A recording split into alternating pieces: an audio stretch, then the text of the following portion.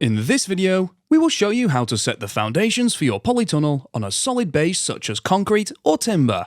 In this video, we will demonstrate setting the foundations for a 26-foot wide by 30-foot long polytunnel. Setting the foundation is an essential part of constructing your polytunnel.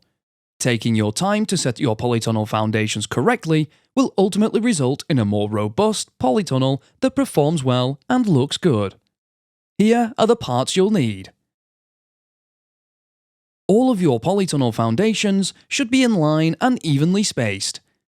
To get started, we're going to position the four corner foundations. At this stage, we are temporarily positioning the foundations to make sure we have the right measurements.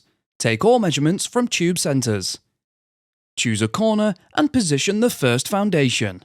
From this corner, measure down the length of your polytunnel and position the second foundation where your polytunnel ends.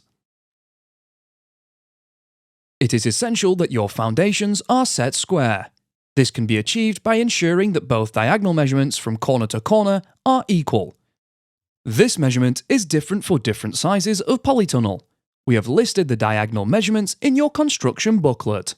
If your size isn't listed in the construction booklet, we also have a useful polytunnel diagonal calculator available online that calculates this important length. Please visit firsttunnels.co.uk/diagonal. Using two tape measures in tandem, measure 26 foot across the width from the second corner and diagonally from the first corner to position the third corner foundation. Repeat this procedure to position the final corner foundation. Finally, double check that the measurement between number 3 and 4 corners is correct for your length of polytunnel. In this instance, 30 foot. To fix the base plate to the floor, use shield anchors for concrete or coach screws for timber. Make a mark at each bolt hole position.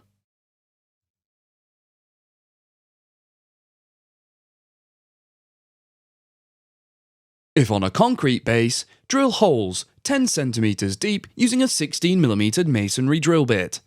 Separate the bolt and washers from the sleeves and insert through the holes in the base plates and then screw on the sleeves.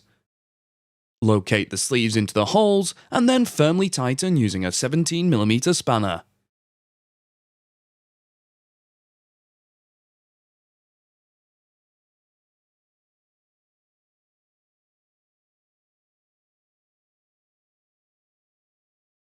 If on a timber base, drill pilot holes 7 cm deep using a 7mm timber drill bit. Reposition the base plate and tighten the coach screws using a 17mm spanner. Repeat on all four corners. Remember to recheck your measurements as you proceed. You can now install the intermediate foundations. Use a taut string line between the two corner foundations to ensure the intermediate foundations are in line. Use a measuring tape to position intermediate foundations at 6-foot spacings, and fixing position using the same method as the corner foundations. Repeat on the opposite side.